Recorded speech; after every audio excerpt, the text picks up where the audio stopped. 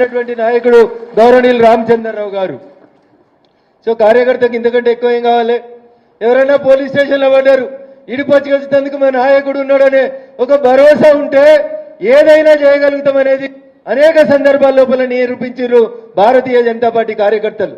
ఇందాక మహేందర్ చెప్పిండు, మిత్రుడు యువ మోర్చా అధ్యక్షుడు, మేము కొట్లాడుతా ఉన్నాం ఉద్యోగాల కోసం, ఇతరత్ర అంశాల కోసం రాష్ట్ర ప్రభుత్వం మీద కొట్లాడుతా ఉన్నాం. మా ధైర్యం అంతా కూడా మా వకీల్ సభలు, మా నాయకులే అని చెప్తా ఉన్నాడు మహేందర్. అట్లా కార్యకర్త కష్టం వచ్చిందంటే ఖచ్చితంగా నిలబడేటువంటి పార్టీ నాయకత్వం ఒక భారతీయ జనతా పార్టీలోనే ఉంటది తప్ప వేరే పార్టీలలో ఉండదు. రాత్రి 9 కాగానే ఫోన్లు బంద్ చేసుకోవడం, పొద్దుగాల 10 అయితే ఫోన్లు ఎత్తకపోవడం ఇట్లా ఉండదు. కార్యకర్త కష్టం వచ్చిందంటే అర్ధరాత్రైనా వచ్చి నిలబడతాం. మేము ఏ హోదాలో ఉన్నాం, ఏం పని చేస్తున్నాం అనేది మరిచిపోయి కార్యకర్త కష్టమే మా కష్టంగా వచ్చి నిలబడేటువంటి నాయకులు ఈ వేదిక మీద దాదాపు అందరూ ఉన్నారు.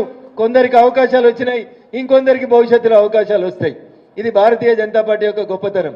చాలా మంది అడిగి కూర్చున్న వాళ్ళు మాకంటే బాగా మాట్లాడతారు, మైక్ ఇస్తే మాకంటే గొప్పగా విషయాల మీద అవగాహన వాళ్ళు ఉన్నారు.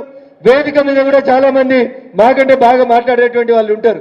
కానీ మాకు తెలుసు మీకు అందరికి ఆకలి అవుతుందని, అందరికి అందుకనే చాలా మంది సీనియర్లు ఉన్నప్పటికీ కూడా మాట్లాడే అవకాశం కొద్ది మందికే ఇచ్చినందుకు మన్నించాలని వేదిక మీద ఉన్న వాళ్ళకి, వేదిక ముందు ఉన్నటువంటి మండలాధ్యక్షులందరికీ కూడా సవినయంగా అప్పీల్ చేస్తా ఉన్నాం.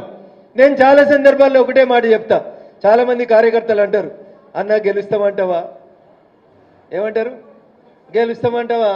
ఆయన 100 కిలోలు ఉన్నాడు, నా ఎదురుగా పోటీ చేస్తే ఆయన దగ్గర మస్తు పైసలు ఉన్నాయి, ఆయన దగ్గర పెద్ద పెద్ద కార్లు ఉన్నాయి, ఆయన వెనకాల 100 మంది గూండాలు వస్తారు, నేనేమో ఒక్కనే ఉన్న చిట్కనే లెక్క, గెలుస్తా అంటావా అని చాలా మందికి డౌట్ వస్తుంది. గెలుస్తానా అంటే గెలవవు, ఇక నువ్వు జీవితంలో కూడా గెలవవు. నేనే గెలుస్తా అంటే గెలుస్తావు. ఏం చెప్పాలి? నేనే గెలుస్తా. అరే మా ఊర్లే నేను తప్ప ఇంకెవడు సర్పంచ్ కాడు, నేనే అవుతా. ఇక ఇది నా దమ్ము, ఇది నా బలం, ఇది నా బలగం అని చెప్తే బరాబర్ మీరే అవుతారు. అయితేనంటావా రగన? ఎదురుగున్నాడు కోటి పెడతాడట, వాడు కోటి పెట్టాను కాక 10 కోట్లు పెట్టాను కాక, పొద్దున్న లేస్తే కార్యకర్తల కష్టంలో పాలు పంచుకునేటోళ్ళం. గరీబ్ వాళ్ళకి బువ్వకి మొన్ననే 3 కిలోల బియ్యం ఇచ్చిరు. 3 మాసాల రేషన్ బియ్యాన్ని ఒక్కొక్కరికి 6 కిలోలు, జూన్ జూలై ఆగస్టు 3 మాసాలకు సంబంధించినటువంటి రేషన్ బియ్యం పేద ప్రజలందరికీ ఇచ్చినటువంటి పార్టీ మన నాయకుడు నరేంద్ర మోడీ గారి పార్టీ. రాష్ట్ర ప్రభుత్వం కిలో ఇచ్చింది, దానికి మేము సన్నాలు ఇస్తున్నాము అని చెప్తున్నారు. ఏమిత్తురు? పేరుకు సన్నాలు, పెట్టేటి సున్నాలు. రైతులకి సన్న బియ్యాలకి బోనస్ ఇస్తాం, సన్నట్లకి బోనస్ ఇస్తామని చెప్పారు. ఏం చేసిరో మీకు అందరికీ తెలుసు. నిన్నొచ్చి చౌరస్తాల మీటింగ్ పెట్టిరు, మస్తు మాట్లాడిపోయారు, ఏది పడితే అది మాట్లాడిరు. నోరున్నది కదా, అధికారం ఉన్నది కదా, మేము చెప్పిందే పేపర్లు రాస్తారు కదా, మా దగ్గర అంగబలం అర్థబలం ఉందని రకరకాల వ్యక్తులు రకరకాల మాట్లాడిపోయినరు. ఏం మాట్లాడిరు వాళ్ళు? మోడీ గారు మతం పేరు మీద రాజకీయం చేస్తున్నారు అని చెప్పారు. ఎవరు చేస్తున్నారు? మనం చేస్తున్నామా? మనం చేస్తున్నామా?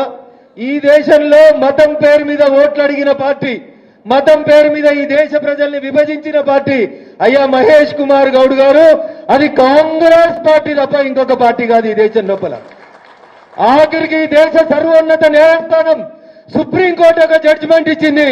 షాబాను అనేటువంటి ఒక మహిళ, నా భర్త నన్ను వదిలేసిండు, నాకు 3 బిడ్డలు ఉన్నారు, భర్త వదిలేస్తే భరణం ఇవ్వాలని మున్సిపల్ కోర్టు దగ్గరికి వెళ్ళి మొదలుకొని సుప్రీంకోర్టు దాకా కొట్లాడి ముస్లిం మహిళలకు కూడా భరణం ఇవ్వాలని కేసుని షాబాను గెలిస్తే నో సుప్రీంకోర్టు చెప్తే మేము వినం, మాకు ముస్లిం మత పెద్దలు చెప్తుర్రు భరణం ఇచ్చుడు కుదరదని ఆర్డినెన్స్ తీసుకొచ్చి ముస్లిం ఆడబిడ్డలకు అన్యాయం చేసినటువంటి పార్టీ కాంగ్రెస్ పార్టీ. మత రాజకీయాలు ఈ దేశంలో మొదలుపెట్టినటువంటి పార్టీ కాంగ్రెస్ పార్టీ. ఇలా మహేష్ కుమార్ గౌడ్ గారు వచ్చి మెదక్ గడ్డ మీదకి వచ్చి మా మెతుకు సీమకు వచ్చి నరేంద్ర మోడీ గారిని విమర్శిస్తారు. అయ్యా మహేష్ కుమార్ గౌడ్ గారు, మీరు మీ పార్టీ నాయకులే చెప్తారు, మేము ఒక బీసీకి ఇచ్చినాం. ఏమి ఇచ్చిరాను? బీసీకి పిసిసి ప్రెసిడెంట్ ఇచ్చినాం, మేము చాలా చేసినాం అని చెప్తున్నారు. అయ్యా పిసిసి అధ్యక్షులు మహేష్ కుమార్ గౌడ్ గారు, సూటిగా నేను మిమ్మల్ని ఒక ప్రశ్న అడగదలుచుకున్నా. ఇదే మెదక్ గడ్డ నుంచి 24 గంటల్లో, నువ్వు వచ్చిపోయిన 24 గంటల్లో ఈ ప్రశ్న నిన్ను అడుగుతున్నా. చాతనైతే అన్న జర విని సాయంత్రం దీనికి సమాధానం చెప్పాలి. మీ నాయకుడు రాహుల్ గాంధీ పార్లమెంట్లో ఏం చెప్పిండంటే కులగణన మేము ఎందుకు చేస్తున్నాం తెలంగాణలో అంటే ఎవరు ఎంతుంటే వాళ్ళకి అన్ని ఇవ్వాలని చెప్పిండు. ఏం చెప్పిండు? జర గట్టిగా చెప్పుర్రి. ఎవరు ఎంతుంటే వాళ్ళకి అన్ని ఇవ్వాలి. ఏంటి? ఎంపీటీసీలు ఇస్తాం, సర్పంచులు ఇస్తాం, వార్డు మెంబర్లు ఇస్తాం, జిల్లా పరిషత్ చైర్మన్లు ఇస్తాం. గివి కావు మహేష్ కుమార్ గౌడ్ గారు. జనగణన చేసినామని చెప్తున్నారు కదా, జనాభాలో సగం బీసీ బిడ్డలు ఉన్నారని చెప్తున్నారు కదా. అయ్యా పోయి నువ్వు అడగాల్సింది మమ్ముల్ని కాదు, రేవంత్ రెడ్డి గారి దగ్గరికి పోయి, అయ్యా ముఖ్యమంత్రి గారు మన కేబినెట్ లో, రేవంత్ రెడ్డి గారి కేబినెట్ లో ఇయ్యాలకి ముఖ్యమంత్రితో కలిస్తే 15 మంది ఉన్నారు మంత్రులు. ఎంతమంది ఉన్నారు? 15 మంది ఉన్నారు మంత్రులు. ఎన్ని ఉండాలి? ఎవరికి ఎన్ని ఉంటే వాళ్ళకి అన్ని ఉండాలంటే ఎన్ని ఉండాలి? బీసీలకి సగం కంటే ఒకటి ఎక్కువ ఉండాలి. అంటే ఎన్ని ఉండాలి? 8 ఉండాలి. 15 ఇట్లా సగం ఎంత అవుతుంది? 7.5 అవుతుంది. 7.5 కంటే ఒకటి ఎక్కువ ఉండాలంటే 8 ఉండాలి. ఎన్ని ఇచ్చిర్రు కాంగ్రెస్ వాళ్ళు? 2 ఇచ్చిర్రు. రఘునందన్ అంటే రోజు తిడుతుండని మొన్న 3 పిలిచితే అందులో ఒక ఆయనకి ఇచ్చిర్రు. మొత్తం ఎన్నైనాయి ఇప్పుడు? 15 మహేష్ కుమార్ గౌడ్ గారు మీ రాహుల్ గాంధీ చెప్పిన మాట నేను జవదాటా అని చెప్పి మీ ముఖ్యమంత్రి చెప్తాడు, రేవంత్ రెడ్డి చెప్తాడు.